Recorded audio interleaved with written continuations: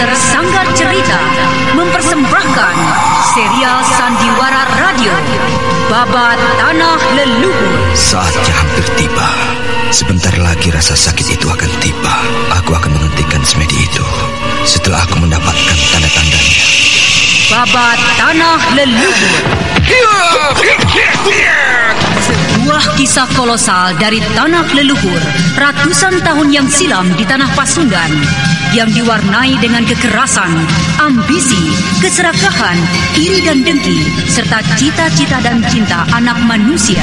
Kau belum juga mengatakan siapa pembunuhnya. Aku akan memberikan balasan yang setimpal padanya. Babat Tanah Leluhur. Naskah disusun oleh Tisar Sponsen. Ide cerita Cece Suhyar. Teknik dan montase Yadi Enos. Musik oleh Haris Sabar dengan sutradara Thomas Age. Babat Tanah Leluhur. Kali ini dalam episode ke-10 dengan judul Geger Bumi Galuh.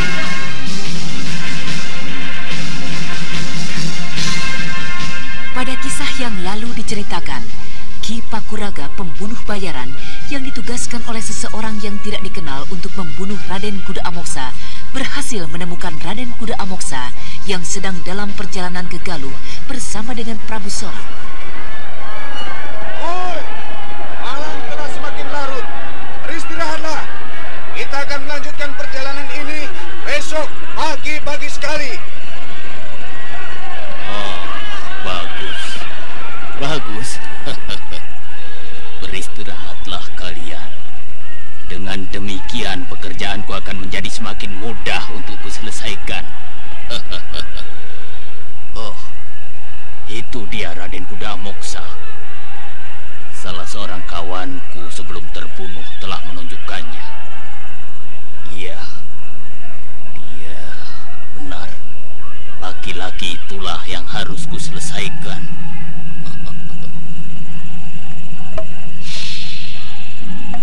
Ki Pakuraga kemudian memandang lekat pada wajah Raden Kuda Amoksa.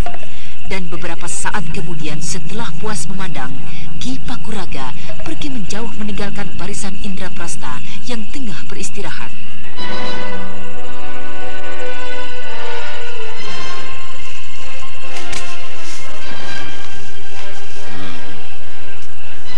Kukira dari tempat ini aku dapat melaksanakan tugasku tanpa dicurigai dan diketahui oleh kelompok orang dalam pasukan itu, atau siapapun juga.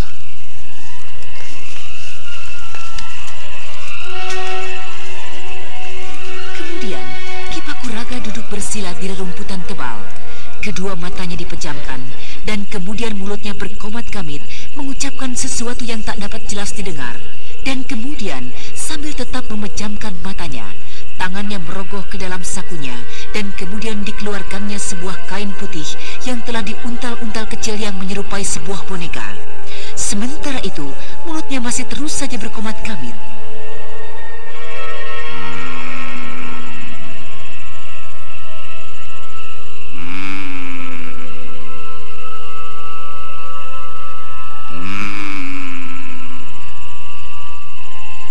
Demi Sang Betari Durga, sembahanku.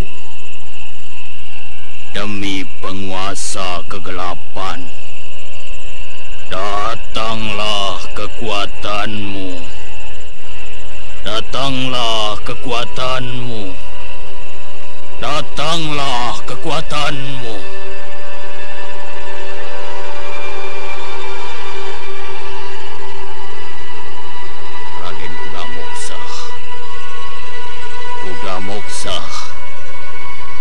Kuda Moksa. Kuda Moksa.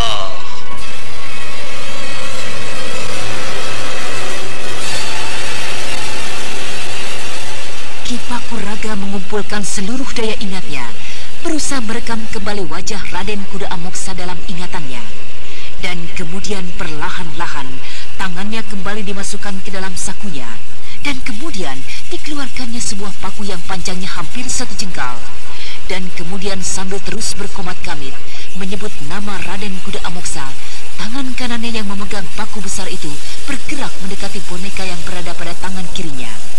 Dan kemudian tanpa ragu-ragu lagi ditancapkannya paku besar itu pada kepala boneka kain itu.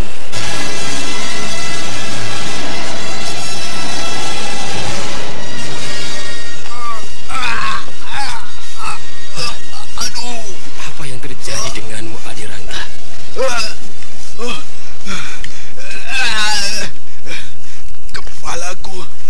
Kepalaku, Kakang Prabu. Aduh. Kenapa tiba-tiba saja? Angin malamkah penyebabnya? Jika begitu, masuklah. Masuklah ke dalam tendamu. Rangga, janganlah kekanak-kanakan. Atasilah rasa sakit itu dengan tenaga saktimu. Saya tidak sanggup lagi, tuanku. Aneh sekali. Apa sebenarnya yang terjadi pada Adirangga? Aneh sekali. Agaknya ada kekuatan hitam yang memasuki tubuh Adirangga. Biarlah akan kucoba dengan tenaga sakti Banyu Cakrabuana.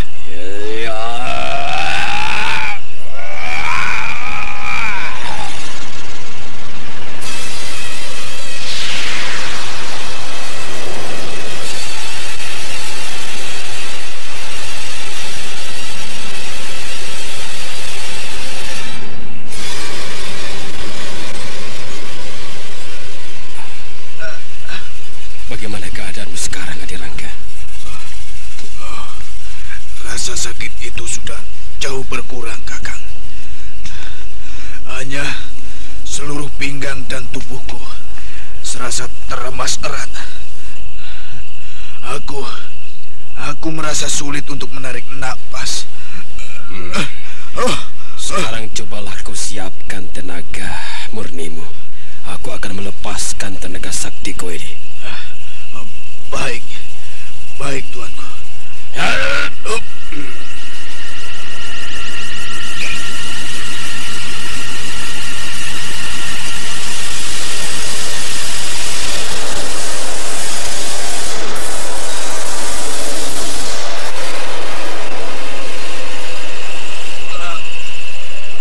Apakah kau mempunyai musuh yang sedemikian berat mendendam denganmu?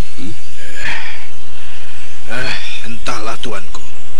Rasanya beberapa tahun belakangan ini saya tidak mempunyai seorang musuh pun. Ya, tidak ada. Kecuali Kakang Prabu sana yang menyangkut masalah pencurian kujang Cakrabuana itu. Aku mengenal orang itu dengan baik. Rasanya dia tidak mungkin melakukan hal ini. Tidak, bukan dia, Adirangga. Serangan tadi adalah serangan ilmu hitam yang hanya dilancarkan dan dibuat oleh mereka yang mendendam teramat sangat. Mungkinkah dia? Siapa, Adirangga? Wanita muda itu, Kakang. Wanita muda? Iya. Siapa dia, Adirangga? Wanita yang pernah datang menghadap pada tuanku. Murid dari Resi Wanayasa. Anting, memangnya ada persoalan apakah antara dia dengan Adirangga? Saya tidak tahu, Kakang Prabu. Tapi dari 2 kali perjumpaan kami, kelihatan dia teramat membenci dan sangat mendendam pada saya. Apakah mungkin benar dia? Ya, entahlah, Kakang Prabu. Melihat dari dendamnya, memang pantas dia melakukan hal itu. Tapi jika melihat kenyataan, rasanya tidak pantas dia melakukan hal itu. Apa maksudmu, Adirangga? Kepandaiannya, Kakang. Kepandaiannya jauh lebih tinggi dariku. Sayang sekali Resi Amista tidak berada di kelompok ini. Jika tidak, tentu dengan kekuatannya ia akan mampu untuk melacak orang yang telah membuatmu seperti tadi. Bertahanlah terus, Adirangga.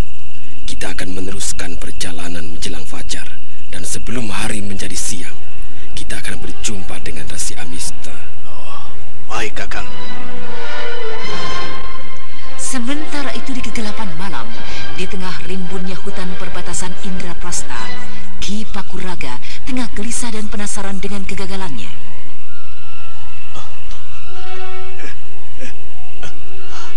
Aku hampir saja berhasil. Entah bergajul mana yang telah menggangguku lagi. Apakah itu pekerjaan Sang Prabu Sora? Mungkinkah beliau mempunyai kekuatan seperti itu? Apakah dia seorang Raja Binatara yang memiliki sikap dan kekuatan seperti dewa? Aku akan kembali melakukan serangan yang tidak terduga. Pekerjaanku ini harus dapat kutuntaskan seorang diri tanpa bantuan siapapun juga. Siapapun adanya boleh mencoba untuk menahan serangan pamungkasku. Senjata pusaka pemberian guruku ini, Paku Binang. Paku pusaka yang telah dipakai hingga ratusan kali dalam pemujaan terhadap sembahanku Betari Durga. Aku akan membuat api kecil untuk serangan pamungkasku ini. Beberapa saat kemudian, Ki Pakuraga berhasil membuat sebuah perapian kecil. Laki-laki kasar itu mengeluarkan kemenyan dan kemudian setelah menghancurkan kemenyan itu dengan kekuatan tenaga saktinya, ditaburkan di tengah perapian kecil di hadapannya. Beberapa saat saja, asap halus yang menerbangkan aroma yang menyeramkan itu mulai menyebar ke segala penjuru hutan di sekitar persembunyian Ki Pakuraga.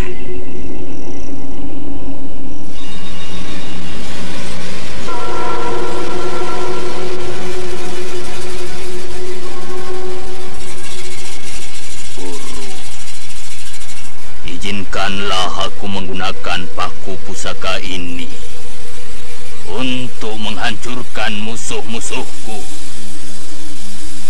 Izinkanlah aku menggunakan kekuatan dari Paku Pinang, pusaka perguruan, untuk menegakkan kewibawaan golongan kita.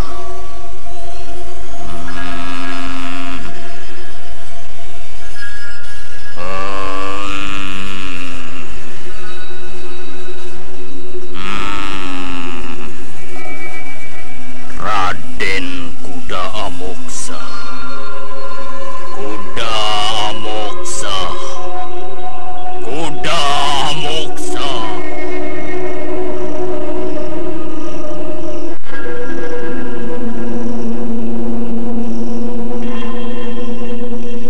Kedua tangannya yang sejak tadi memegang paku pusaka yang disebut dengan nama Paku Binang, kini diangkat tinggi-tinggi. Setelah beberapa saat, Paku Binang itu dimasukkan ke dalam api yang membara.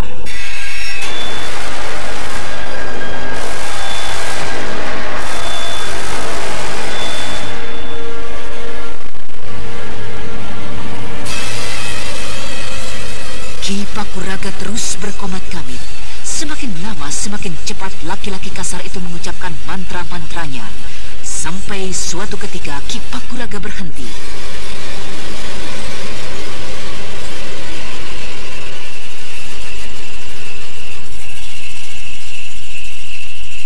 Suasana malam menjadi sedemikian heningnya.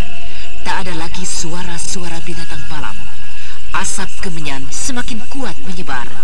Dan dalam keheningan yang sangat mencekam itu, tiba-tiba terjadi keanehan. Dari dalam perapian itu, tiba-tiba keluar Paku Binang, paku pusaka dari Ki Pakuraga. Paku yang telah merah membara itu naik perlahan-lahan ke atas hingga 1 meter dari permukaan tanah. Dan kemudian, bagaikan anak panah, paku yang disebut dengan nama Binang itu melesat cepat menembus kegelapan dan kemudian meninggalkan seberkas cahaya kemerah-merahan.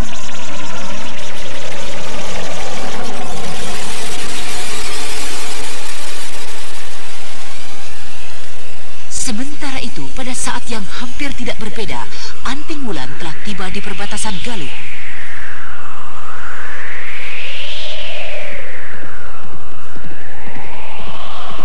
Berhenti dulu, Tunggul. Hup.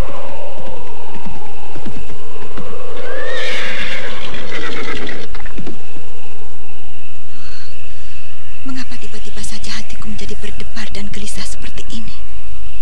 Ada apakah? Apakah yang sebenarnya telah terjadi? Apakah telah terjadi sesuatu dengan ayahandaku? Ataukah dengan ibundaku?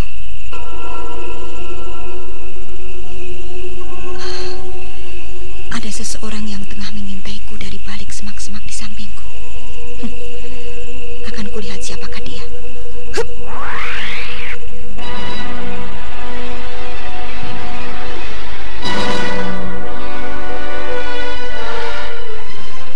Ayo, keluarlah kau di sana, atau aku yang akan memaksamu keluar. Kau sombong sekali, Nona. Siapakah kau ini sebenarnya? Kaulah yang pantas untuk menjawab pertanyaanku. Kau bersembunyi dan mengintaiku. Aku mengerti. Kau adalah seorang gadis pendekar. Tapi janganlah berbesar kepala. Aku adalah seorang laki-laki.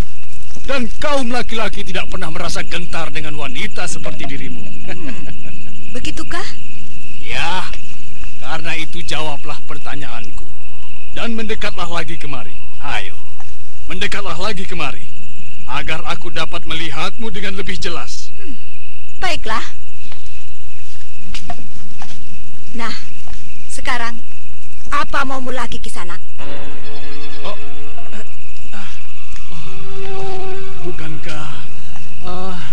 Bukankah Nona adalah Anting Wulan, tamu terhormat dari Prabu Sana?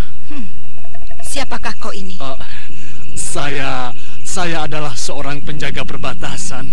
Saya pernah melihat Nona di Istana Galuh. Oh, maafkan saya, Nona. Apakah keperluan Nona malam-malam berada di tempat ini? Bagus. Kebetulan sekali. Cepatlah kau kembali ke kota raja. Temui Baginda dan katakan pasukan Indraprastha tengah menuju ke kota raja dengan kekuatan besar.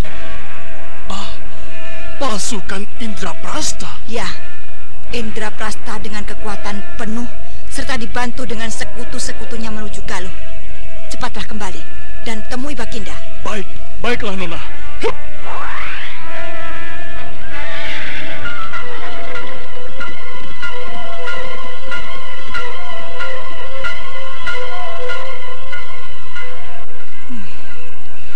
Terima kasih Dewata Agung. Kini aku akan lebih leluasa lagi untuk melindungi ayahandaku dari pembunuh kejam itu. Nah, ayo Tunggul, kita kembali lagi melihat keadaan ayahandaku. Hiya!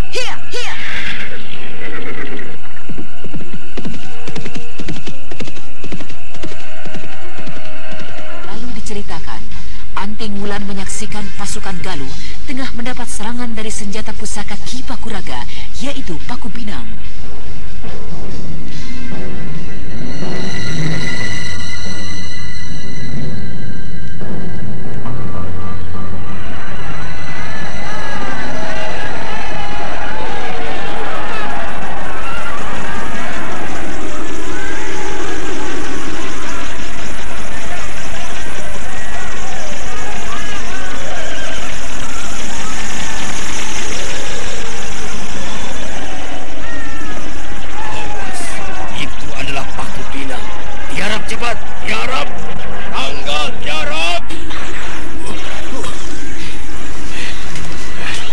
Hampir saja paku itu menusuk tembus tubuh.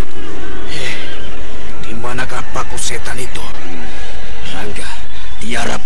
Serangan ini adalah untukmu. Hampir saja paku pinang itu menembus leherku. Semua jangan ada yang berdiri. Tiarap terus. Lihat, paku pinang itu memotong putus semua benda pada ketinggian 1 meter.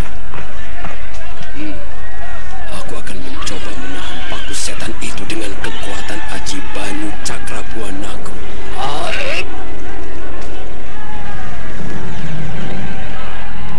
manusia utama dari Indraprasta itu kemudian melompat berdiri dan menyiapkan tenaga sakti Banyu Cakrabuana. Belum lagi sempurna Ranghyang Prabusora mengumpulkan tenaga saktinya. Itu dia paku setan itu meluncur ke arahku.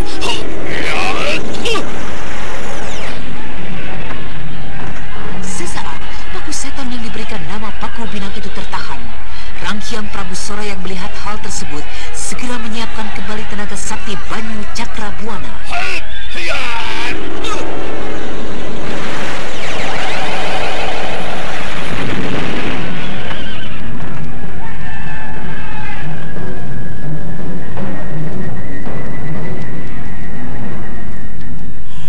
Bagaimana Kakang Prabu?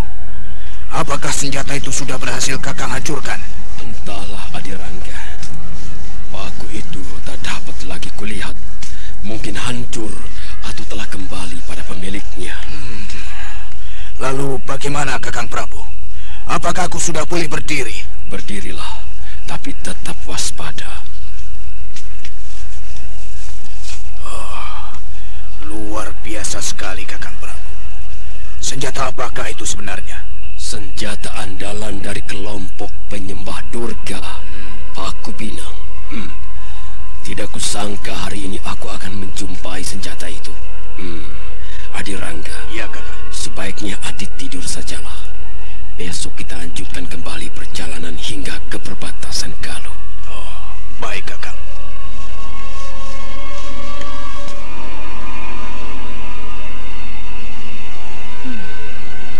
Senjata aneh apakah itu? Luar biasa sekali. Pastilah ada kekuatan hitam yang menggerakkannya. Menurut Prabu Sora, senjata itu ditujukan pada ayahandaku Kuda Amoksa. Jika demikian, pastilah penyerang gelapnya adalah Ki Pakuraga. Iya, aku pasti gini. Ki Pakuraga lah penyebabnya. Akan kucari di sekitar tempat ini.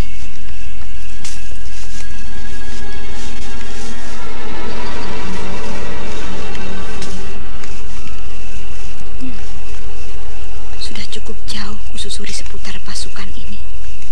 Tapi tidak juga dapat kutemukan Ki Pakuraga. Di manakah manusia pengecut itu bersembunyi?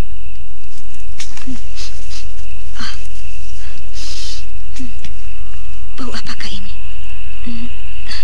Seperti aku mencium bau kemenyan.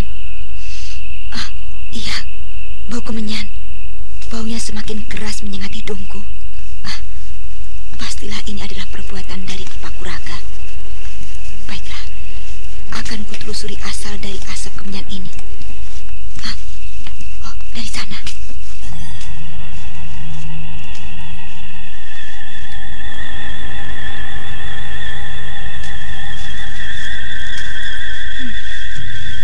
Setan, pengecut. Akhirnya kutemui juga kau. Apa yang sedang dilakukan laki-laki pengecut itu? Di antara bayang-bayang cahaya perapian kecil, Anting Wulan melihat Ki Pakuraga tengah menjadi gelisah. Sementara di tangannya tergenggam sebuah paku yang masih menampakkan sisa-sisa bara api yang kemerah-merahan.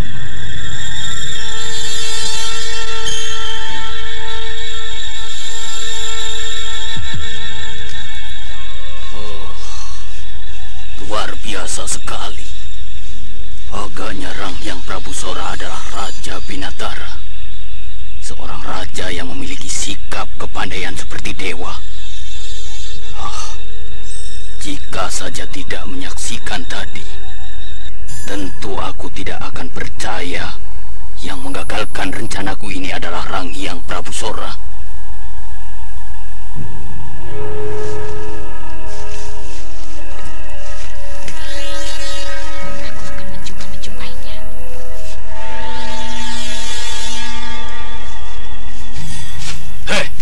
Siapa kau? Kita bertemu kembali Ki Pakuraga. Oh, kau putri dari Raden Kuda Amoksa. Bagus, kau masih mengenalku orang tua. Aku datang kembali untuk memberikan pelajaran terakhir untukmu. Setan, kau Kau berani datang mencariku lagi, wanita malang? Karena itu kau harus menerima upah dari kesombonganmu itu. Ki Pakuraga kemudian meletakkan kembali Paku Binang, senjata andalannya, dalam perapian kecil yang masih membara.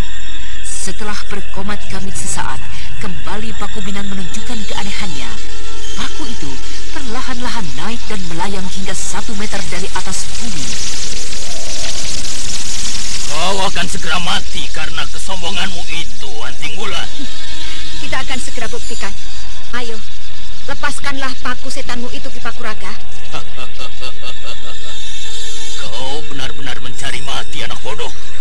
Woi, bunuh wanita itu.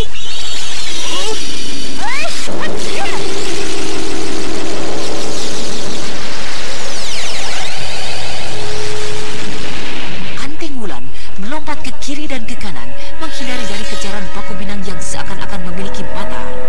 Paku andalan dari Ki Pakuraga kali ini menemui tandingannya. Kecepatannya seakan-akan tidak ada artinya menghadapi ilmu meringankan tubuh dari Anting Wulan.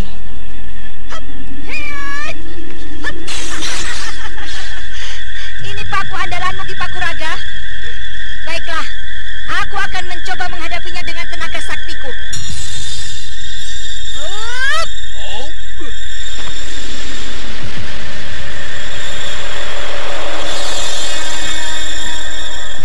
Anting Wulan melompat tinggi dan kemudian menjauh. Sesaat setelah ia berhasil berdiri tegak, wanita perkasa asuhan dari penguasa Laut Selatan itu telah merapalkan Aji Banyu Cakrabuana.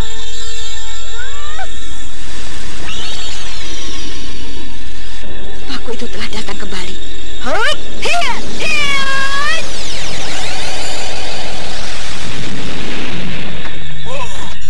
Paku Binangku.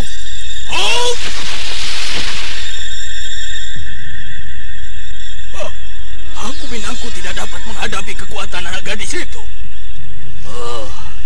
Siapakah sebenarnya anak itu? Nah, kau harus menerima pelajaran dariku, manusia jahat, pembunuh kejam. Tunggu. Kau Prabu Sora, pencuri licik. Iya, aku. Tinggalkan tempat ini sebelum aku melupakan hubunganku dengan gurumu, Paman Wanayasa. Guru tidak mempunyai hubungan keluarga dengan manusia licik seperti dirimu. Pencuri licik, pengkhianat. Apakah kau ingin mencari mati? Ingin merasakan kehebatan kujang Cakrabuanaku? Setan pencuri. Aku tidak gentar menghadapimu. Sekalipun kau menyandang senjata pusaka itu. Hai, ternyata kau lagi anak manis. Kau. Ada apa, Kakang Prabu? Apa yang telah terjadi dengan nona itu? Aku memerlukan orang tua itu, Adirangga. Untuk itu aku mencegah ia membunuhnya. Siapakah orang tua itu, Kakang Prabu? Agaknya dialah yang ingin membinasakanmu dengan mengirimkan serangan ilmu hitamnya. Babi busuk, pengecut. Jadi kaulah yang telah mengirimkan serangan ilmu hitam. Mampus kau. Tunggu. Tahan, Adirangga. Aku memerlukannya. Dan lagi bukankah kau pun ingin tahu mengapa ia sampai ingin membunuhmu? Iya, benar. Biarlah semuanya saya serahkan pada kebijaksanaan Kakang Prabu. Nah, sekarang apalagi maumu orang tua? Mengapa kau berbuat seperti itu pada saudaraku Rangga? Ampun, tuanku. Sesungguhnya lah hamba melakukan semua ini karena apa? Karena perintah seseorang dari Istana Galuh. Dari Istana Galuh? Prabu Sanakah yang memerintah? Hamba tidak tahu, tuanku. Seseorang yang telah menghubungi hamba dan menjanjikan hadiah besar untuk hamba, tuanku. Kau tahu setelah berjumpa denganku apa yang akan kulakukan untukmu? Ampun, tuanku. Hamba mohon maaf, tuanku. Hamba tidak tahu bahwa Tuan Amoksa adalah saudara dari tuanku Prabu Sora. Aku mengenal Paku Binang. Aku tahu siapa apa gurumu? Hanya satu jalan hidup untukmu, yaitu bersama-sama ikut dalam barisanku, membantu perjuanganku saat ini. Kau akan kuampuni dan sekaligus mendapatkan imbalan yang jauh lebih besar dari yang dijanjikan orang yang memerintahmu itu. Setan, licik. Bagaimana? Dengan segala senang hati, hamba Pakuraga menerima limpahan kebaikan Tuan. Dasar kalian semua anjing-anjing liar. Kini kalian bersekutu untuk menggalang kekuatan. Aku tidak akan membiarkan semua ini terjadi. Tunggu. Aku pun masih merasa penasaran dengan kekalahanku dahulu. Hadapilah aku. Minggirlah orang tua. Aku tidak mempunyai persoalan denganmu. Minggirlah. Tidak mempunyai persoalan? Bukankah kau mengatakan aku adalah laki-laki kejam? Laki-laki tidak berperi kemanusiaan. Manusia berhati binatang. Kenapa tiba-tiba sekarang kau bersikap lain? Minggirlah. Demi Dewata Agung, penguasa sumber air suci sembahanku. Minggirlah. Tidak. Kita harus menyelesaikan perhitungan kita dahulu. Aku akan mencoba membalaskan semua kekalahanku dahulu.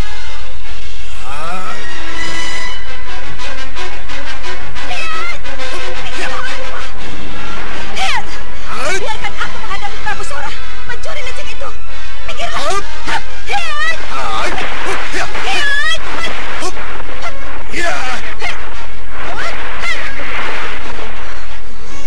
Aku tidak mungkin menjelaskan semuanya sekarang. Ayahanda. Aku harus segera meninggalkan tempat ini untuk beberapa saat. Aku harus berusaha untuk melepaskan ayahandaku dari keterlibatannya dengan peperangan yang akan segera pecah.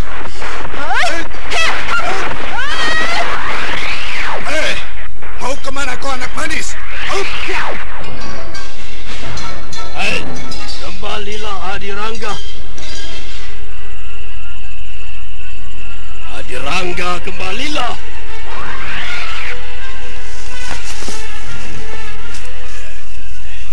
Wanita itu sangat berbahaya sekali untuk keselamatan hamba, tuanku. Karena itu, dia harus hamba selesaikan. Sudahlah, jangan terlampau jauh mengurus persoalan pribadimu, Rangga. Ingatlah keberadaan kita saat ini di tempat ini. Ayolah kita kembali. Mari, Pakuraga. Baik, tuanku.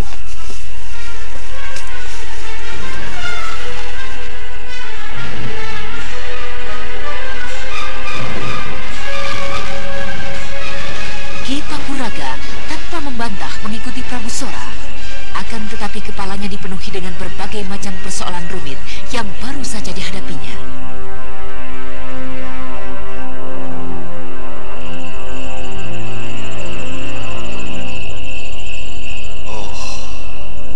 Aneh sekali.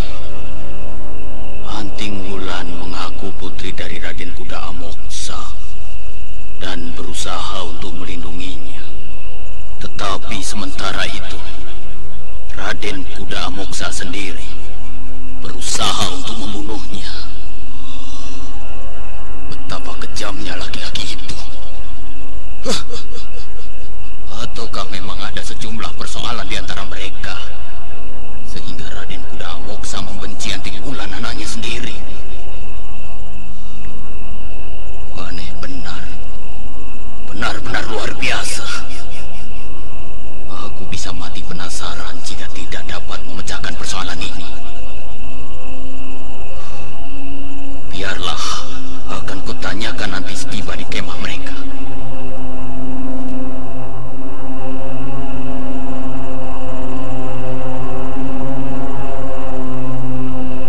Besok pagi kau akan mendapat penjelasan tentang tujuan dari gerakan ini.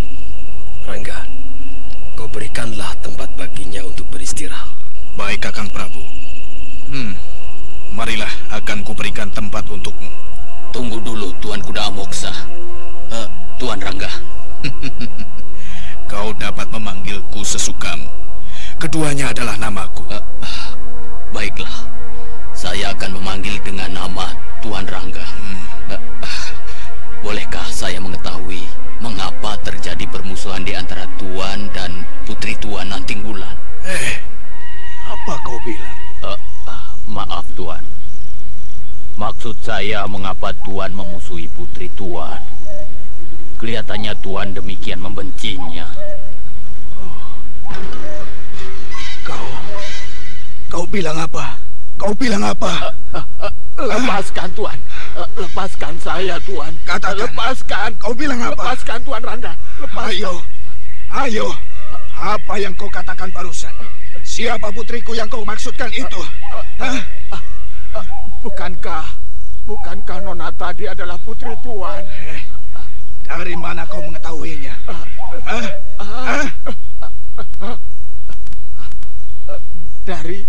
Dari Nona itu sendiri, Tuan. Dia yang berusaha untuk menggagalkan rencana saya.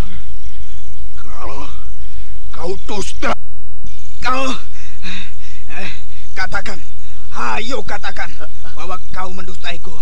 Katakan bahwa kau tidak pernah mendengar wanita itu mengatakan dia adalah putriku. Ayo katakan bahwa kau dusta. Tuhan, saya berkata yang sebenarnya, Tuan. Wanita itu bermaksud menggagalkan rencana saya. Tapi Tuan justru bersikap aneh. Ingin membunuh Nona itu. Putri Tuan sendiri.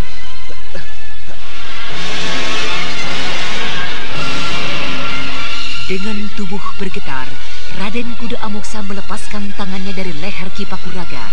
Sesaat tubuhnya limbung, dan tanpa dapat dicegah lagi oleh Ki Pakuraga yang menjadi keheranan dengan sikap Raden Kuda Amoksa, tubuh laki-laki tua yang tampan itu jatuh terduduk di rerumputan.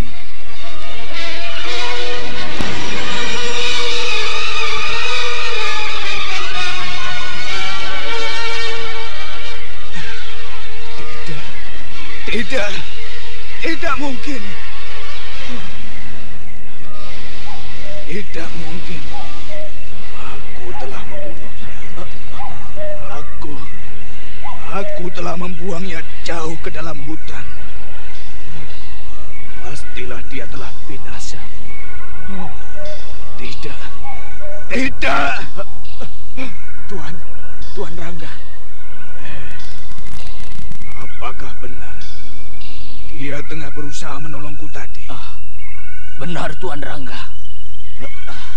Apakah Tuan Rangga tidak mengetahui bahwa gadis itu adalah putri Tuan Rangga? Tidak Pakuraga. Putriku sudah lama mati. Aku sendiri yang telah membunuhnya. Jadi tidak mungkin dia itu putriku. Tapi dia mengatakan sendiri, Tuan Rangga. Hamba tidak salah dengar. Pasti dia adalah putri Tuan Rangga. Aku harus bertemu dengannya. Harus. Nah, beristirahatlah Pakuraga. Tuanku sendiri hendak kemana? Aku hendak tidur di tempatku. Kau tidurlah di sana. Tenda perbekalan itu baru terisi sebagian. Masih tersisa tempat untukmu beristirahat. Nah, aku pergi. Dia adalah putriku. Wulan. Ya. Aku ingat anakku dahulu kuberi nama Wulan. Mengapa aku sampai melupakan itu? Ya, dia pasti telah bertemu dengan ibundanya. Dan dia melihat keadaannya. Dan pastilah ia menjadi marah dan dendam padaku. Padaku yang telah menyiksa ibundanya. Sampai. Apakah kau tidak menceritakan semua kisah tentang dirimu? Apakah kau yang memerintah anak itu untuk membunuhku beberapa saat yang lalu? Perempuan Sunda, pengkhianat tidak tahu malu. Dewata aku telah berdosa pada Wulan anakku. Anak itu tidak berdosa. Anak itu tidak bersalah. Tapi telah menjadi tumpahan rasa dendamku padamu. Menjadi tumpuan semua kesalahanku. Wulan, aku telah berdosa padamu, nak. Seandainya benar kau adalah anakku, biarlah aku menderita menjadi tumpuan dendam dan amarahmu. Biarlah, aku rela menerima semua itu. Aku rela, asalkan aku tahu kau, Wulan anakku, telah selamat dan tumbuh menjadi seorang gadis perkasa. Menjadi seorang pendekar muda yang disegani di tanah Pasundan ini. Dewata Agung, kebesaran dan kebijaksanaanmu telah kurasakan, telah kuterima saat ini.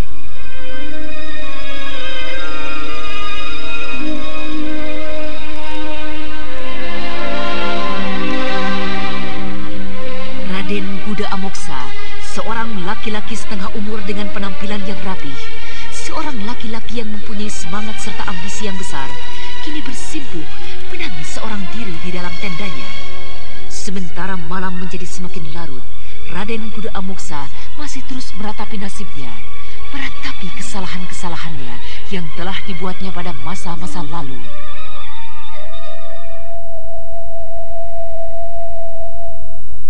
Akan tetapi tanpa diketahuinya, seseorang telah mendengarkan semua keluh kesahnya, mendengarkan semua tumpahan penyesalannya dari sebuah tempat yang cukup jauh, dari rerimbunan dan gelapnya berantara yang membatasi Indraprasta dengan wilayah tetangganya.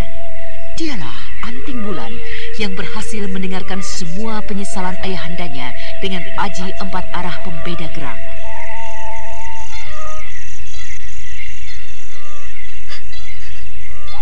Iya, aku harus segera bertemu dengan ayahandaku. Aku harus bertemu dan mengajaknya meninggalkan pasukan Indraprasta. Aku harus menemuinya sekarang juga.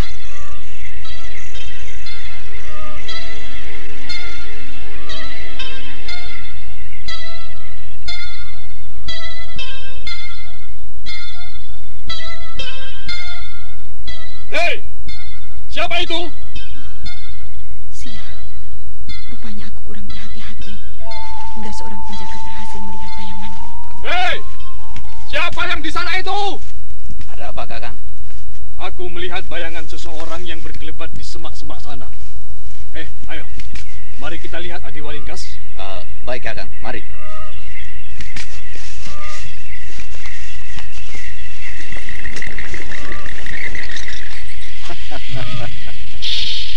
Kakang rupanya terlalu tegang malam ini. Kenapa? Seekor kelelawar bisa Kakang lihat bagaikan bayang-bayang manusia.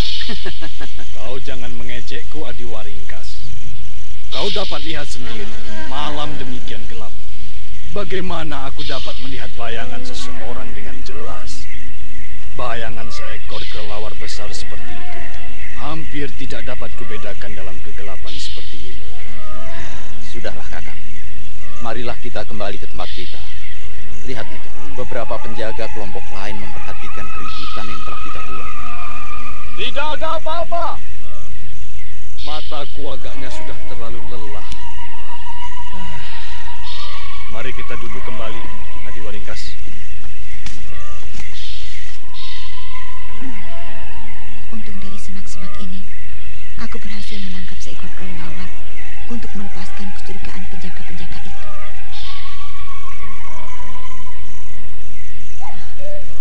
Di sanalah kemah ayahandaku. Apakah ayahandaku masih berada di dalam? Aku kira ia belum beranjak dari tempat ini. Biar ku buka kain tebal ini. Siapa? Oh, siapa kau? Siapa kau? Oh, kau Karitu.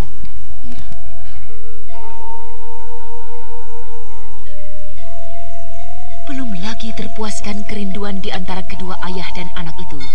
Tiba-tiba tanpa disadari oleh Anting Wulan yang sedang terbuai oleh cekaman rasa haru dan bahagia, sebuah bayangan berkelebat mendekatinya. Dan kemudian dengan sekali gerak saja berhasil melumpuhkan gadis perkasa yang telah hilang seluruh kewaspadaannya.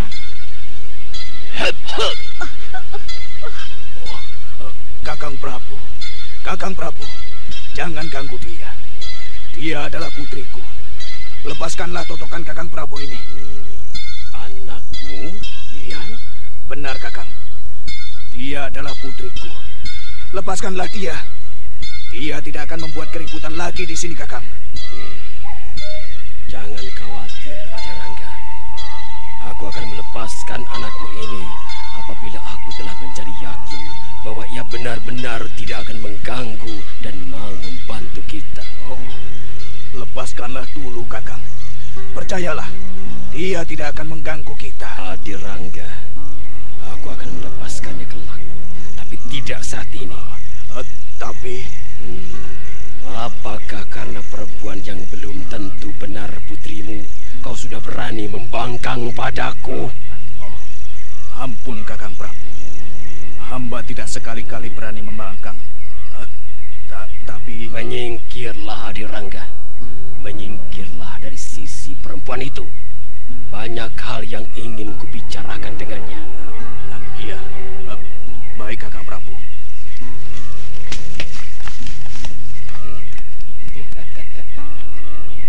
Selamat bertemu kembali, Nona Manis. Apakah benar kau adalah putri dari Adirangga? Kenapa kau diam saja? Kenapa kau tidak menjawab pertanyaan-pertanyaanku? Baiklah. Agaknya aku harus memberikan pelajaran pada kemenakanku sendiri. Pada kemenakanku yang tidak dapat menghormati paman yang sekaligus adalah junjungannya.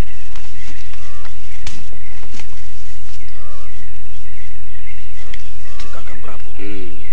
Nona cantik, kemenakanku yang manis, dengarlah. Kau tentu masih mendendam kepadaku. Kau masih mendendam karena pusaka itu, bukan? Ketahuilah, pusaka itu kini tidak lagi berada di tanganku. Di manakah pusaka itu sekarang? Seseorang telah berhasil merampas dari tanganku. Karena itu kuharap kau mau melepaskan semua dendammu itu. Dan marilah kita bekerja sama bahu-membahu membangun kebesaran Indraprasta di tanah Pasundan ini. Licik, kau pasti telah mengelabui diriku. Pengecut, lepaskan diriku. Dan marilah kita bertanding 1 lawan 1 secara kesatria. Ayo, lepaskan diriku. Lepaskan. Jaga dan jangan sampai lepas. Aku yakin satu saat ia pasti akan dapat bersama-sama dengan kita. Ia pasti akan dapat menyadari akan arti dari perjuangan untuk menegakkan kebesaran di tanah Pasundan ini.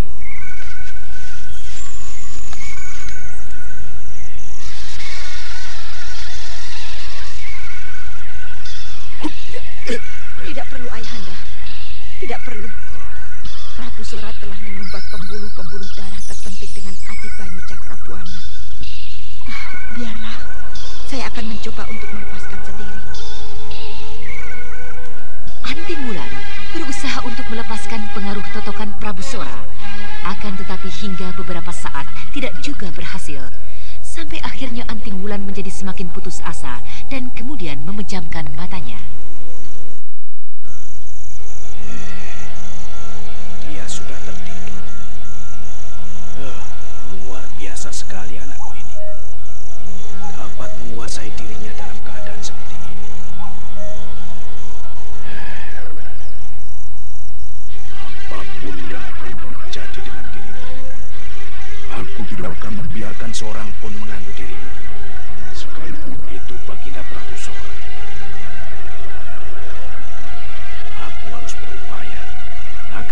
Wulan lepas dari tangannya.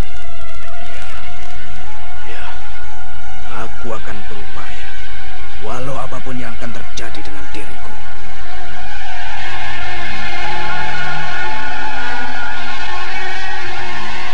Malam menjadi semakin larut dan semakin larut. Suasana di sekitar tempat perkemahan prajurit Indraprasta demikian lengangnya. Akan tetapi pada akhirnya, kegelapan maupun kesunyian itu pun sirna oleh sang fajar yang diiringi kehadirannya dengan kokok ayam-ayam hutan yang saling bersahutan.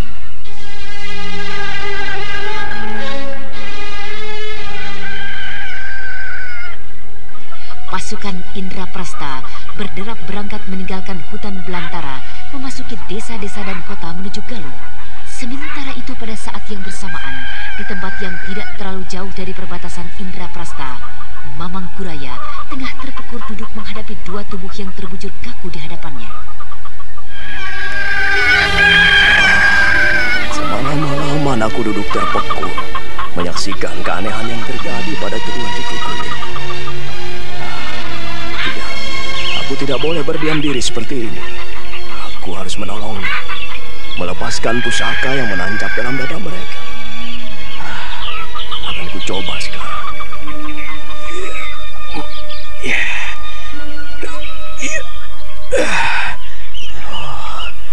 Bagaimana bisa seperti ini? Mengapa kujang ini tak dapat kulepaskan dari tubuh cucuku?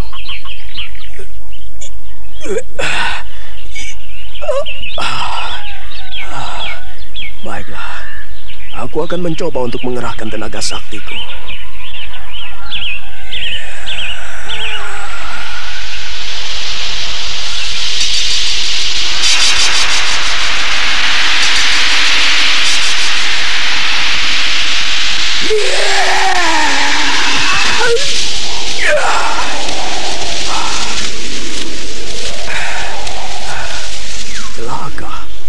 Kujang ini serasa lekat menjadi satu dengan batu karang.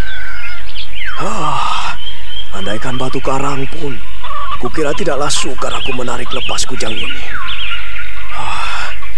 Agaknya ada satu kekuatan lain yang membuatnya jadi seperti ini. Dewata Agung, apa yang harus kulakukan dengan kedua cucuku ini? Tolonglah, jangan kau biarkan dia menderita terus-menerus seperti ini.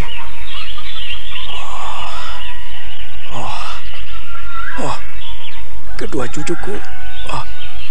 cucuku bergerak. Agaknya kini dia menjadi sadar. Kakek. Iya. Di manakah saya ini berada? Dan di manakah Kak Cempaka? Saya di sini, Raden. Kau selamat, Kak Cempaka? Ya, kita selamat, Raden. Kakek yang menolong kami. Iya, tapi entahlah. Aku tidak mengerti. Mungkin benar aku yang menolongmu, tapi mungkin juga tidak. Apa maksud kakek? Jika dalam keadaan biasa, mana mungkin aku akan sanggup melepaskanmu dari tangan Resi Amista. Apalagi tadi malam Resi asing itu sedang bersama-sama dengan Prabu Sora. Lalu bagaimana kakek bisa menolong kami? Kekuatan itu datang kembali, dan kedua manusia sakti yang hampir tak memiliki tandingan itu menjadi lumpuh seketika saat hendak menghancurkan diri kalian untuk melepaskan kujang pusaka milik Prabu Sora. Kujang pusaka? Ya, kujang pusaka. Apakah kalian tidak merasa ada sesuatu yang menancap di dada kalian? Itu, lihatlah. Apa ini? Apa ini, Kek? Bagaimana ini sampai bisa berada di dada saya, Kek? Apakah kalian tidak merasakan sakit atau sadar akan masuknya sesuatu benda dalam tubuh kalian? Tidak. Bagaimana dengan kau, Raden? Benda ini dapat kupegang, tapi aneh, aku tidak dapat mencabutnya. Aneh, bagaimana mungkin ini dapat terjadi, Kek? Benda apakah ini, Kek?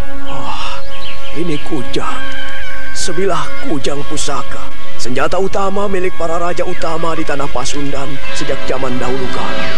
Kujang ini bernama Cakrabuana. Nah, tengoklah di sekitar dada Raden itu. Apakah Raden dapat melihat cahaya kebiru-biruan yang membias di sekitar senjata itu? Sinar itu keluar dari logam pusaka yang telah masuk ke dalam dadamu. Kek, lalu bagaimana saya dapat melepaskan benda ini? Tidak ada jalan lain kecuali memohon pertolongan pada Dewata Agung. Memohon padanya untuk melepaskan kesulitanmu itu. Percayalah, datangnya kesulitanmu ini adalah darinya, dan hanya darinya jugalah kau dapat melepaskannya. Melepaskan kujang dan juga sarung dari dalam dadamu itu, Cempaka. Lalu, apakah kami harus bersemedi memohon petunjuk darinya? Iya, betul. Lakukanlah, cucu. Lakukanlah dengan tenang, dan aku akan menjaga kalian di sini. Baiklah, Kek. Mari, Kak, kita mulai saja.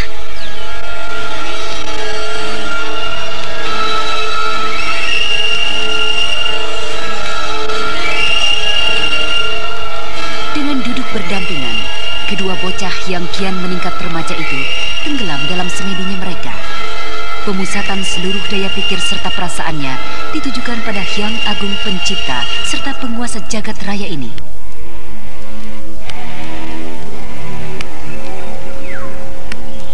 Sementara itu, tidak jauh dari hadapannya, Mamang Kuraya kakeknya duduk memperhatikan kedua cucunya seakan-akan tidak ingin berkedip. Suatu saat kelak akan datang damainya Pasundan, sejahteranya Pasundan. Saat pasangan pendekar ini meningkat remaja. Ya, pasangan pendekar. Iya.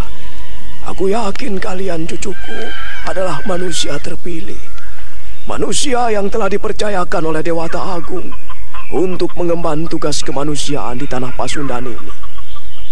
Mungkin hingga bagian lain dari tanah ini, atau bahkan hingga ke mancanegara. Kujang di dada itu seakan-akan bergetar. Itu juga warangkanya di dada Cempaka. Kulihat bergetar perlahan. Wah, celaka. Kujang itu dan juga warangkanya masuk semakin dalam ke dada mereka. Apa yang harus kulakukan? Kujang itu hilang ke dalam dada cucuku. Begitupun dengan warangkanya.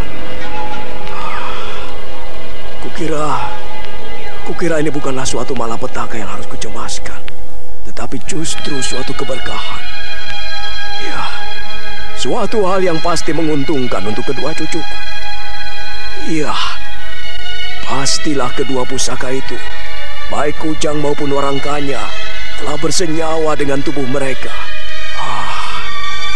Iya, aku yakin kepandaian maupun kekuatan kedua cucuku akan berubah dengan hadirnya pusaka itu di dalam tubuh mereka.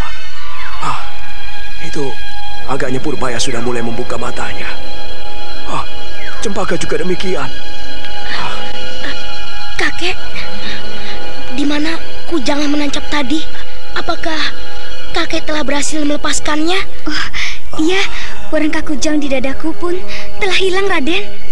Kedua pusaka itu telah lenyap, masuk ke dalam tubuh kalian. Kakek? Kakek bergurau? Kakek bercanda? Tidak Cempaka. Aku tidak bergurau. Aku sendiri menyaksikan semua itu terjadi. Aku menyaksikan saat kalian tenggelam dalam semedi kalian. Kujang dan warangkanya bergetar, dan kemudian perlahan-lahan masuk dan menghilang dalam dada kalian, dalam tubuh kalian. Tapi bagaimana itu dapat terjadi, Kek? Bagaimana itu mungkin? Ya, memang teramat sulit untuk dapat dimengerti. Teramat sulit untuk dipercaya. Jika tidak menyaksikannya sendiri, kukira aku pun tidak mungkin dapat mempercayainya. Tapi sekarang cobalah kau bangkit, Purbaya. Dan kau juga, Cempaka. Ada apa, kakek? Apa yang harus saya lakukan? Coba kau mainkan beberapa jurus ilmu dan aji yang telah kau kuasai. Dan kau juga, Cempaka. Baik, Kek. Mari, Kak Cempaka. Apakah saya harus mencobanya dengan bertanding, Kek? Iya. Lakukanlah sekehendak hati kalian. Aku hanya ingin melihat kalian melancarkan jurus dan juga tenaga sakti kalian. Baik, Kek. Bersiaplah, Kak Cempaka. Hup, hait, hiya, hait, hup, hait, hiya, hait.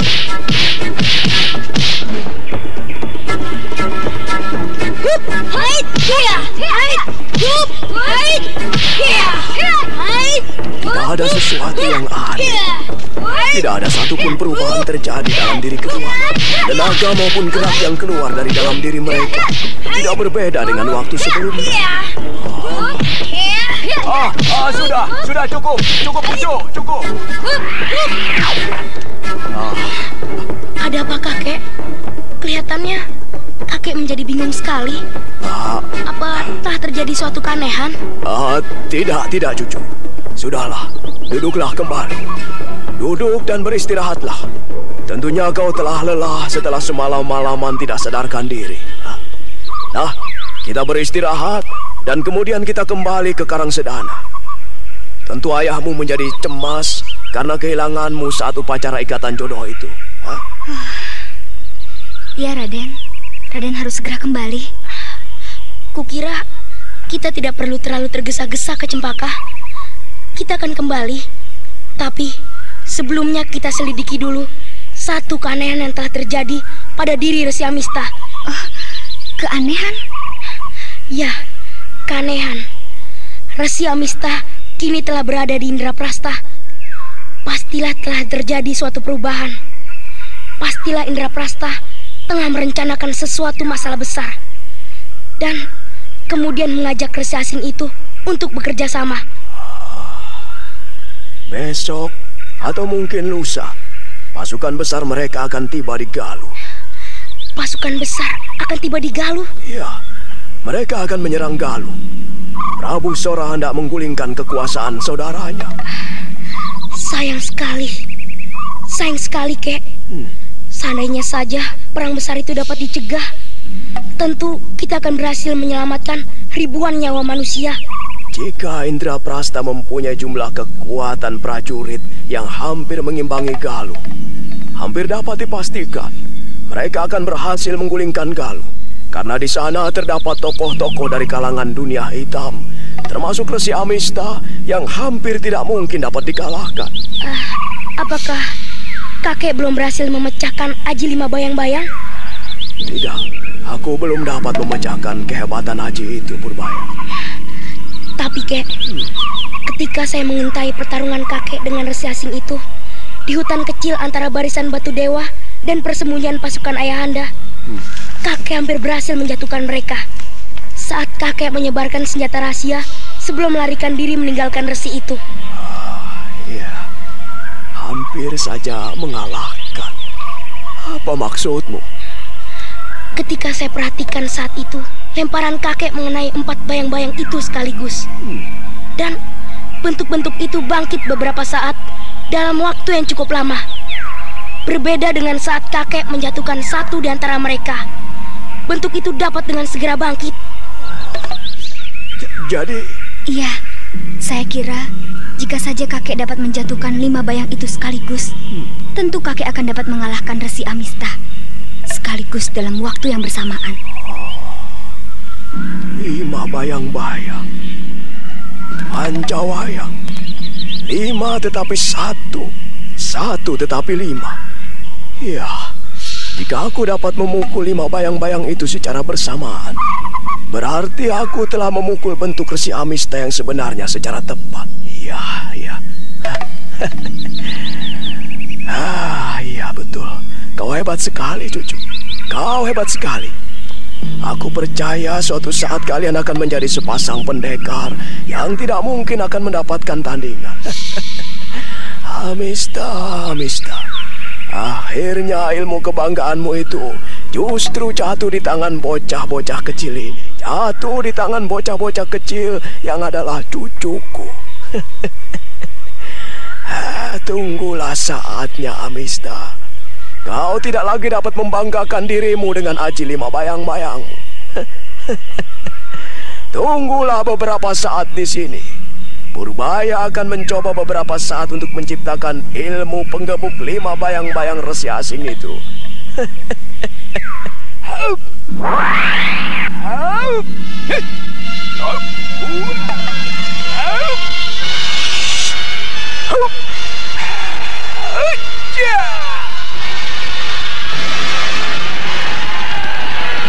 Sementara itu, pasukan Indraprasta yang bergerak menuju Galuh tiba di perbatasan pada pagi hari menjelang fajar.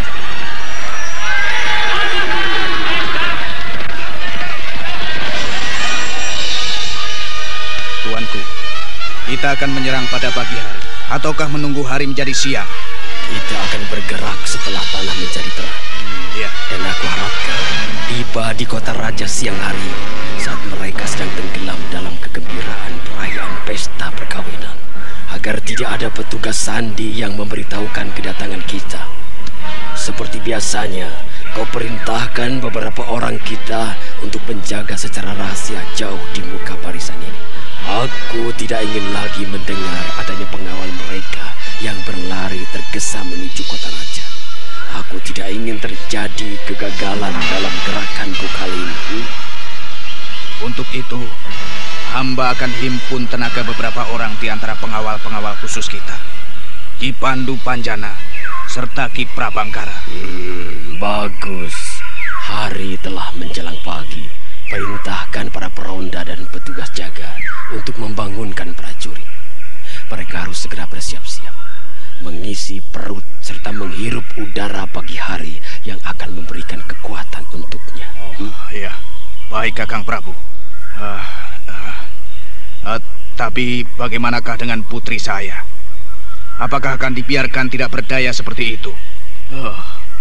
Hamba tidak tega melihatnya menderita seperti itu, Kakang. Jangan lagi bicarakan masalah itu, Rangga. Aku tidak ingin perjuanganku gagal karena putrimu. Dia belum dapat kupercaya. Lupakan saja putrimu beberapa saat. Kita akan mengurusnya setelah Galuh berada di tangan kita. Dan itu tidak akan lama lagi terjadi. Perintahkan pasukan Resi Amista untuk bersiap. Dan juga Panglima Pakih yang berada di sayap kiri. Hamba telah mengutus seorang prajurit beberapa saat yang lalu. Bagus. Sekarang kau juga beristirahatlah beberapa saat. Sebentar lagi kita akan menyabung nyawa. Kita membutuhkan tenaga yang sangat banyak. Baiklah Kakang Prabu. Saya pamit beristirahat.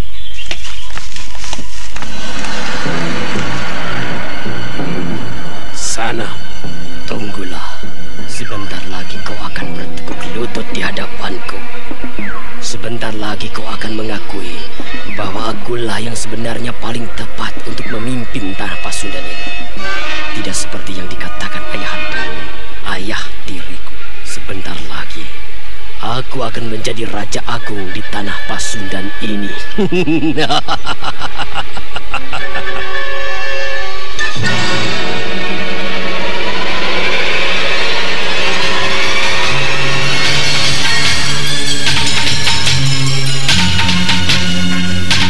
Pasukan Indraprasta telah tiba di perbatasan Galuh. Fajar telah menyingsing dan Prabu Sora telah memerintahkan Raden Kuda Amoksa untuk bersiap-siap.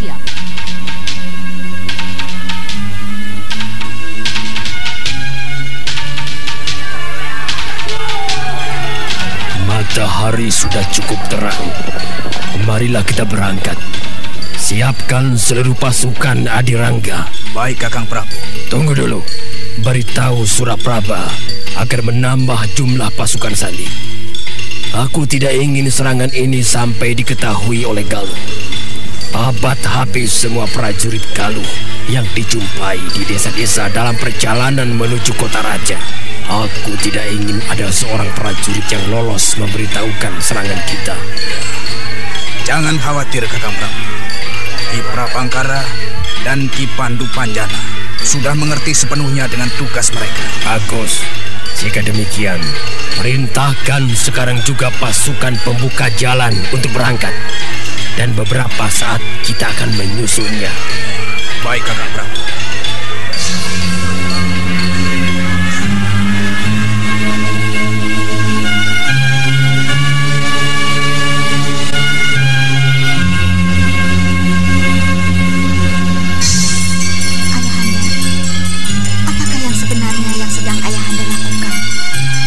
Menciptakan sebuah malapetaka, sebuah aina besar banjir darah yang merupakan awal dari penderitaan dan kesengsaraan yang berkepanjangan. Tahukah ayah Anda, berapa banyak wanita-wanita yang akan menjanda, berapa banyak anak-anak yang akan kehilangan bapaknya? Apa yang akan terjadi dengan keluarga mereka?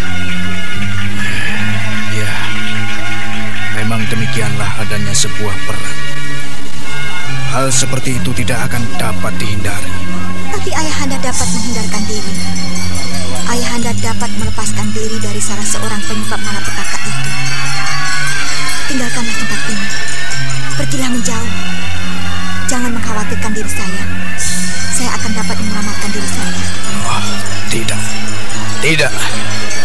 Aku tidak akan undur dari perang yang memang sudah kukehendaki.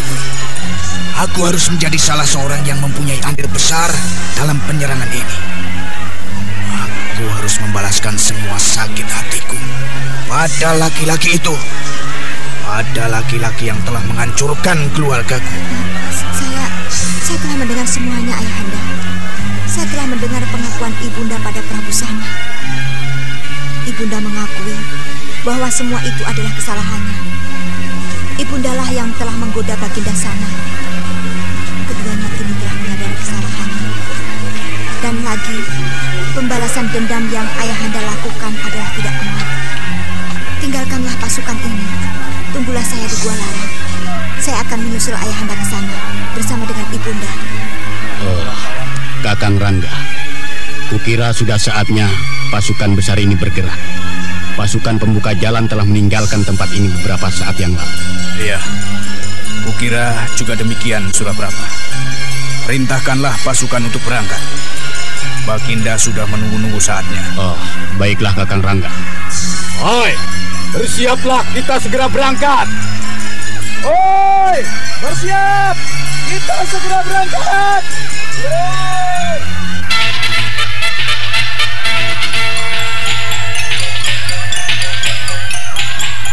Ayahanda, ingatlah, sebelum semuanya menjadi kenyataan, janganlah menjadi salah seorang penyebab malapetaka itu.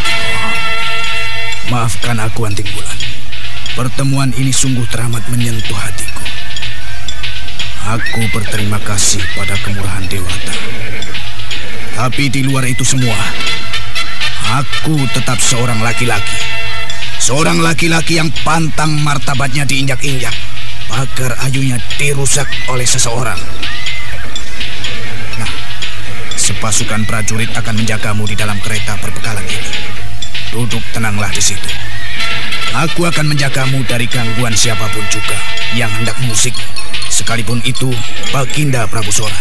Oi, ayo maju semua.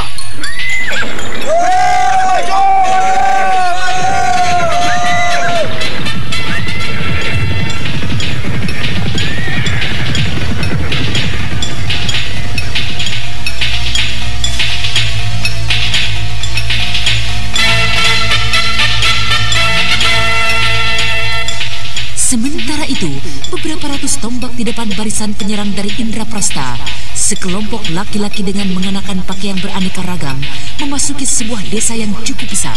Jangan biarkan sepasang mata pun yang mencurigai kelompok kita untuk tetap hidup. Hal tersebut akan dapat membahayakan rencana besar kita. Lihatlah itu. Di depan ada 4 orang pengawal desa. Seorang prajurit Galuh. Bersiaplah, jangan berikan kesempatan mereka untuk berbicara banyak. Baik, Kakang. Itu, mereka mendekati kelompok kita. Bersiaplah. Hoi, berhenti dulu. Hei, berhenti dulu. Siapa kau?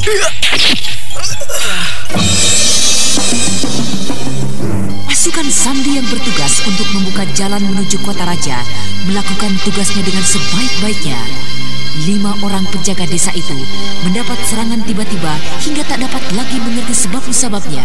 Setelah 5 penjaga desa itu terkapar tak berdaya.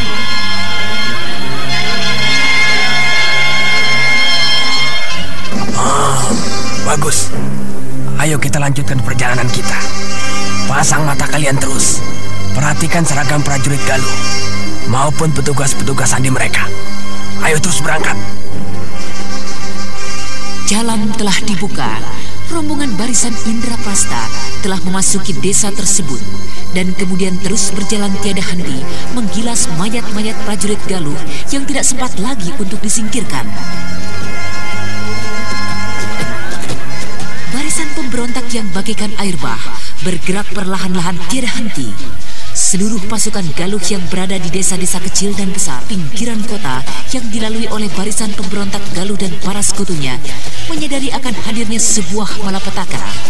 Karena itu, setelah berlalu barisan pemberontak, mereka berkemas-kemas dan meninggalkan desa mereka, meninggalkan keramaian pesta yang baru saja mereka persiapkan. Pesta besar untuk merayakan perkawinan agung. Perkawinan Putri Agung Nimas Kayuwangi dengan laki-laki yang menjadi pilihan hatinya. Sementara itu di kerajaan Galuh, ketika matahari semakin meninggi. Beberapa saat lagi upacara perkawinanku akan dimulai, Kakang Seta. Iya. Apakah Kakang belum juga mendengar berita tentang adik Wulan? Belum, Adik Awuk. Mungkin adik Wulan mempunyai persoalan penting yang menyangkut masalah keluarganya. Tapi percayalah, dia pasti akan meluangkan waktunya untuk menghadiri setidak-tidaknya pesta perkawinan kau, Adik Awuk. Iya. Alangkah akan sangat berbahagianya aku jika pada saat upacara suci itu dia hadir bersama-sama kalian. Ya, walaupun terlambat, adik Wulan pasti akan hadir. Ya.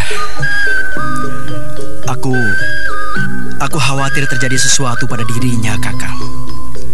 Aku khawatir adik Wulan mendapat kesulitan. Sementara aku di sini bersenang-senang dalam perayaan besar seperti ini. Adik Awuk, janganlah berpikiran yang tidak-tidak. Kakang Seta sendiri pernah mengatakan bahwa kepandaian adik Wulan saat ini jauh melebihi kemampuannya. Bahkan, ya, mungkin melebihi Eyang Guru sendiri. Bukan begitu, Kakang Seta?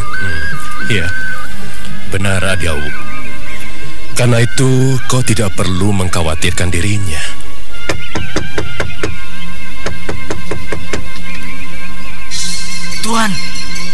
Tuanku Malukada Bawo.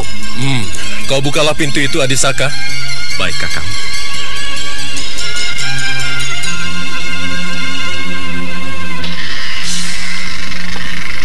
Ada apa, pengawal? Seorang laki-laki tua dari Padepokan Gua Larang ingin menemui tuanku Malukada Bawo. Apakah tuanku berkenan untuk menemuinya? Pastilah itu Eyang Guru. Biar aku menemuinya di luar. Tunggu dulu, Adik Awuk. Biarlah kami yang menjemput Eyang Guru kemari. Kau adalah calon pengantin. Masakan akan keluar dari tempat ini, Adik Awuk. Sebentar lagi tentu akan dimulai upacara itu. Tapi Kakang Seta betul. Adik Awuk, biar kau tunggulah di sini. Kami akan menjemputnya.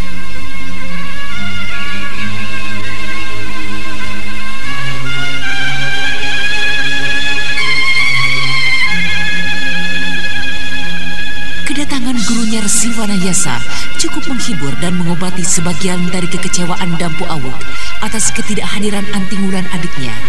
Sementara itu, suasana dalam istana semakin menjadi ramai dan semarak. Di luar istana pun, di jalan-jalan utama maupun jalan-jalan kecil di kota raja, tidak lepas dari suasana kegembiraan.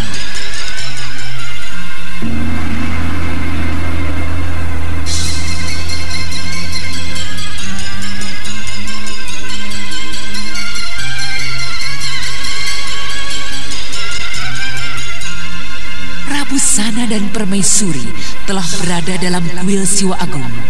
Keduanya telah bersiap-siap berdiri di kiri kanan patung besar Siwa Agung, menunggu kedua calon pengantin yang kini telah bersama-sama menuju kuil Siwa Agung, diiringi para tetua pemimpin upacara perkawinan.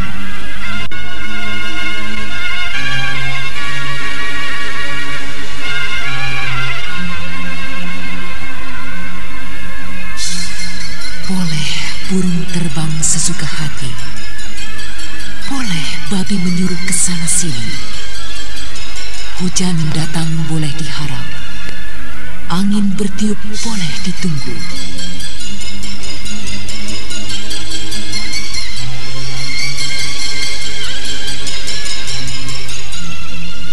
Akan tetapi, segala yang terjadi di dunia adalah karenanya. Di tengah-tengah kegembiraan, pada saat upacara suci akan berlangsung, tiba-tiba di pintu gerbang kota raja dikejutkan dengan derap seekor kuda yang memasuki kota raja. Dan penunggangnya adalah seorang prajurit Sandi Galuh dengan tubuh yang dipenuhi oleh beberapa anak panah. Prajurit itu memasuki kota raja sambil berteriak-teriak membuat kegemparan di sepanjang jalan yang dilaluinya. Pasukan besar Indraprasta datang menyerang. Indraprasta menyerang. Bersiaplah kalian. Hei, siapa kau? Siapa kau?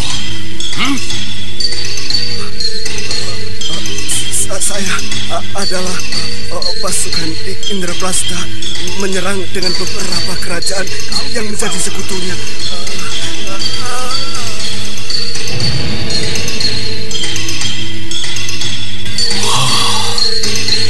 Agaknya dia adalah petugas sandiku.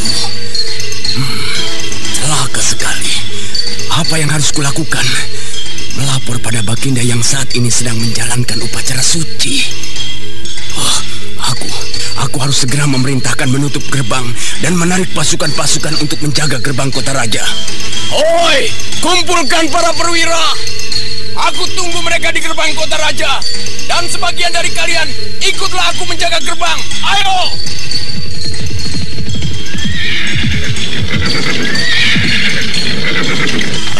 Tuan Baki. Oh, kau perwira penjaga gerbang. Apa yang telah terjadi? Hamba mendengar berita dari petugas sandi itu. Dan sebelum kami mengambil tindakan, tiba-tiba masuk lebih dari 500 orang pengemis tongkat merah. Dan dengan tanpa banyak bicara menutup gerbang kota raja. Dan memang sesungguhnya lah, hamba melihat barisan penyerang yang mendatangi kota raja. Bagaimana? Apa kau dapat mengira-ngira jumlah mereka?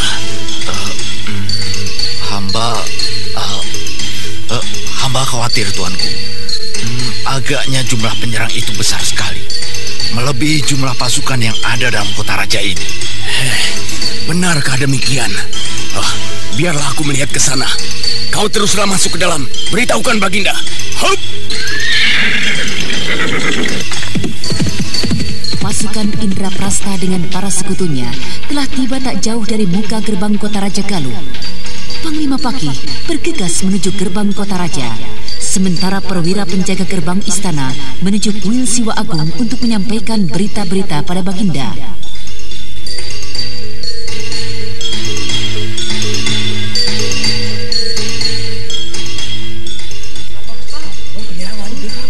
Siapa yang menyerang? Baginda Prabu Sora datang dengan para pasukan sekutunya.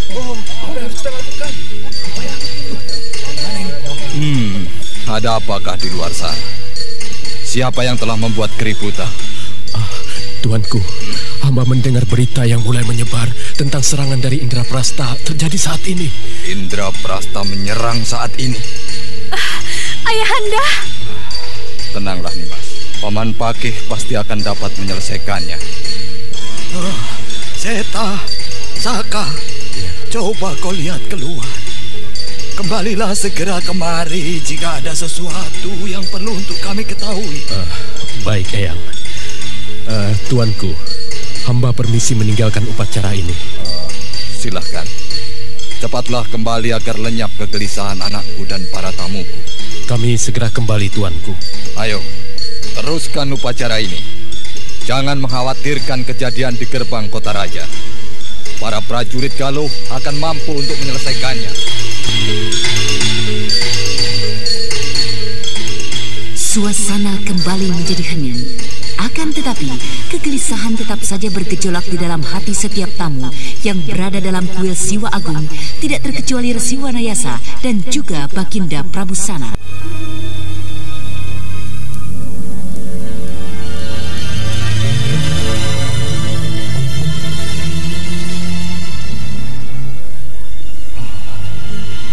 Aku telah mengabaikan peringatan dari pemimpin kelompok pengemis tongkat merah. Entah apa yang kini terjadi di gerbang kota raja. Dan benar-benar aneh. Mengapa sampai dapat mereka tiba di mulut gerbang kota raja tanpa diketahui oleh petugas sandiku? Benar-benar berbahaya situasi ini.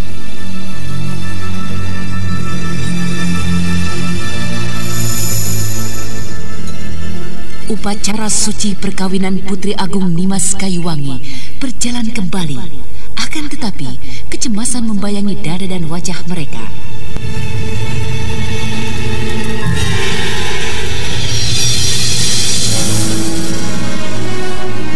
Sementara itu di luar istana, kegemparan semakin memuncak. Para penduduk tidak lagi terlibat dalam suasana kegembiraan. Prajurit-prajurit Galuh terlihat berjalan ke sana kemari.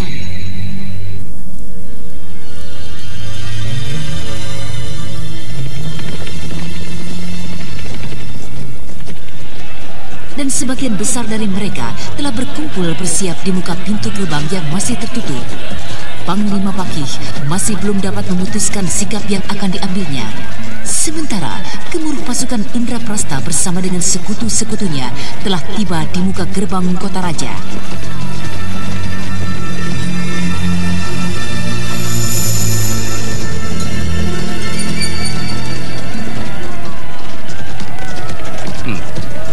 Bagaimana?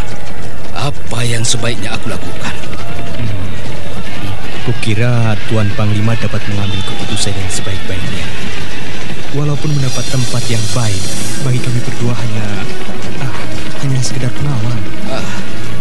Kukira engkau pun dapat memberikan pendapat untuk lebih menguatkan hatiku mengambil keputusan. Kau cukup dekat dengan Baginda.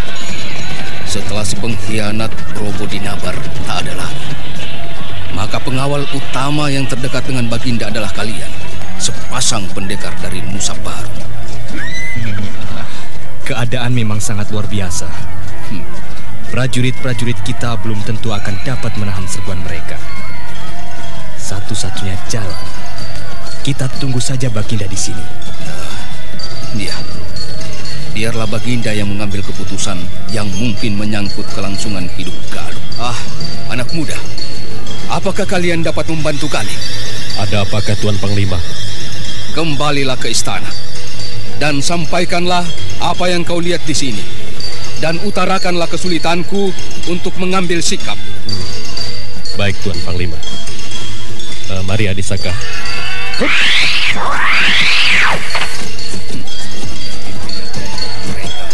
Maju ke muka barisan mereka. Agaknya mereka telah mengambil sikap. Kita lihat saja apa yang akan mereka perbuat.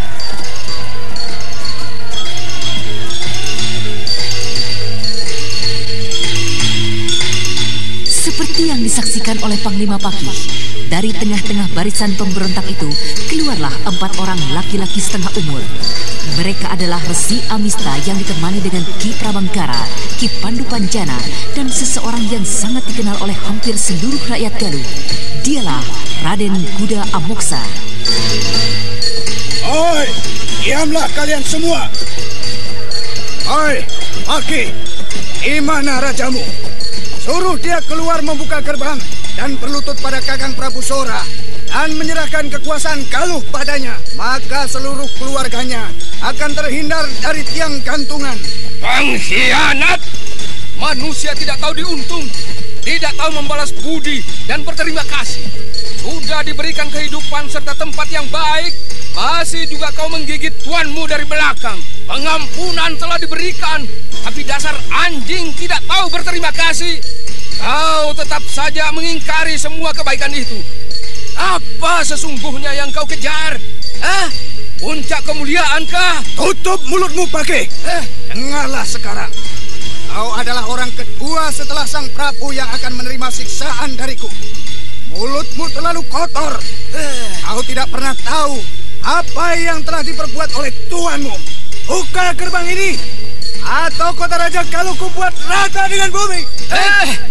Jika kau memang sanggup, bukalah sendiri. Biar aku akan mencoba naik ke atas dan membuka pintu itu dari dalam sana.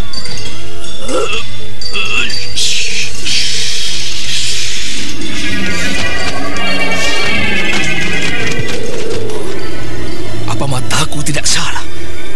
Tubuh resi asing itu menjadi 5 bentuk. Jika aku tidak salah, itu adalah ilmu Pancawayang, sebuah ilmu yang sudah tidak pernah terdengar lagi dibicarakan di tanah Pasundan dan Jawa. Awas, dia sudah bersiap menyerang ke atas sini. Hoi, bersiaplah barisan panah. Akan kuhancurkan siapapun yang akan menghalangi aku membuka gerbang itu. 5 bentuk tubuh Resi Amista melesat naik ke atas gerbang kota raja.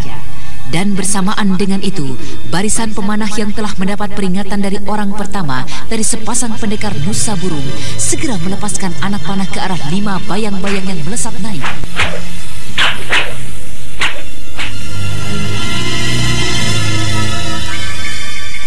Aku harus dapat melalui barisan pemanah itu. Dengan demikian mereka akan kesulitan untuk menyerangku di tengah-tengah kawan mereka sendiri. 5 bayang-bayang Resi Amista terus melesat naik sambil memutar jubah mereka, menghalau anak-anak panah yang bagaikan curahan hujan tiada henti menerjangnya. Beberapa saat, kelima bayang-bayang itu tiba di atas kepala barisan pemanah, dan belum lagi Resi Amista sempat melunasi dendamnya atas serangan mereka. Barisan pemanah itu segera menjatuhkan diri dan menelungkup. Dan dari arah yang lain kembali datang serangan anak panah bagaikan curahan hujan.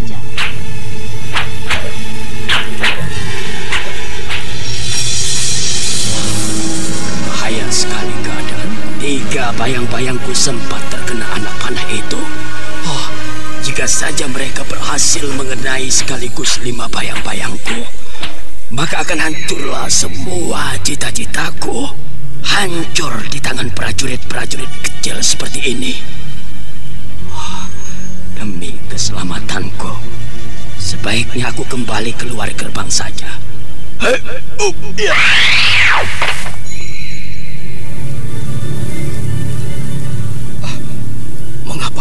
Mengapa resi asing itu kembali keluar? Bukankah bentuk-bentuk itu nampak mempunyai kelebihan, yaitu mampu bangkit kembali walaupun dada mereka dalam tertembus oleh anak panah prajurit? Aduh, luar biasa.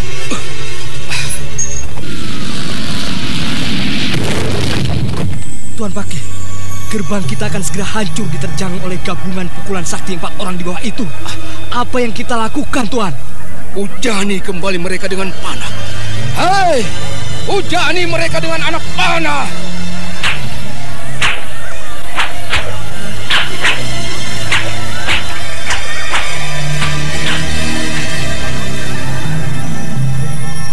Sesaat terjangan keempat tokoh sakti itu terhenti dan kembali mereka disibuki oleh hujan anak panah yang menyerang bagaikan hujan. Aku harus membalas mereka dengan pasukan pemanahku. Hoi, pasukan pemanah, bersiaplah kalian! Ki Suraprabha yang mendengar perintah dari Raden Uda Amoksa segera menyiapkan pasukan pemanah. Akan tetapi, belum lagi mereka sempat membalas dengan melepaskan anak panah yang telah berada di tangan mereka. Dari arah belakang mereka, tiba-tiba melesat sebuah senjata kecil berukuran tidak lebih dari 1 jengkal. senjata tersebut melesat melayang menerjang gerbang kota raja, menembus gerbang kayu yang tebal dan keras dengan mudahnya, dan kemudian mendenging berputar-putar menerjang ratusan prajurit di dalam gerbang kota raja.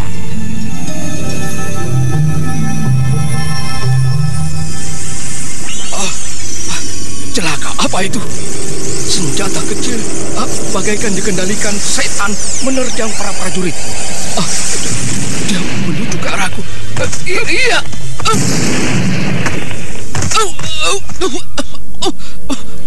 Wah, celaka. Senjata apakah itu? Terjangannya membuat tenagaku seakan-akan menjadi lumpuh. Tuan Panglima, perintahkan seluruh pasukan untuk tiarap. Itu adalah paku binang, Tuan. Cepat, Tuanku. Cepat, sebelum seluruh pasukan ini menjadi hancur, Tuan. Semua tiarap! Semua tiarap! Semua tiarap! Senjata setan itu hanya menyerang kalian di atas 1 meter dari permukaan bumi. Tiarap! Kemana senjata setan itu? Orang yang mengirimnya telah mengambil kembali, Tuan. Hancurlah sudah gerbang kota raja. Itu lihatlah, kayu besar sudah retak memanjang. Tuan, tidak ada jalan lain. Kita siapkan seluruh pasukan. Bersiaplah. Sebentar lagi gerbang akan berhasil mereka hancurkan. Gerbang hancur. Kembalilah kau. Tugasmu adalah mengawal sang Prabu. Baiklah, Tuan Pake. Mari, Adi, kita lindungi sang Prabu.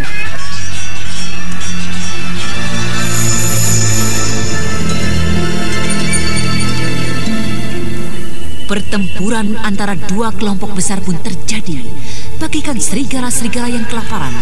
Kedua kelompok pasukan itu mengayunkan pedang, membacok, menusuk tubuh lawan-lawan yang berada di hadapannya.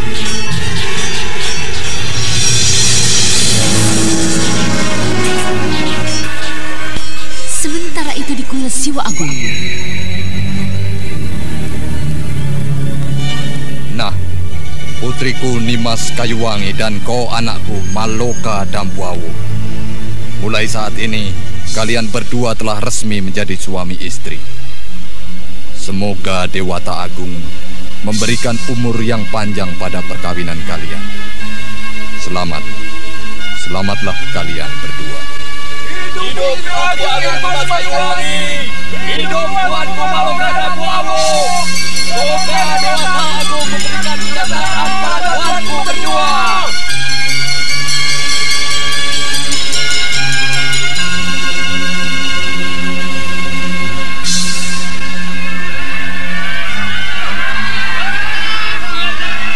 Kedua calon pengantin kemudian duduk bersimpuh, menyembah dengan takzim kepada Prabu Sana. Dan bersamaan dengan itu, Raden Setakeling dan Raden Sakapalwaguna tiba.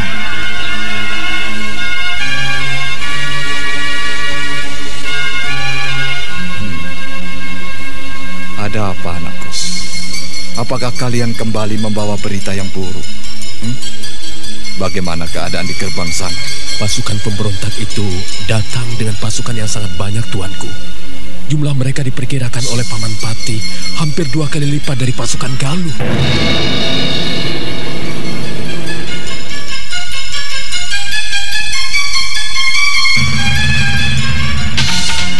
Baginda Sana terhenyak sesaat.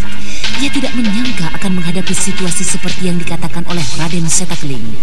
Sementara itu, sejumlah besar tamu yang hadir di kuil Siwa Agung pun tak dapat lagi menahan rasa cemasnya. Tanpa meminta izin lagi, mereka kembali berhamburan meninggalkan kuil Siwa Agung.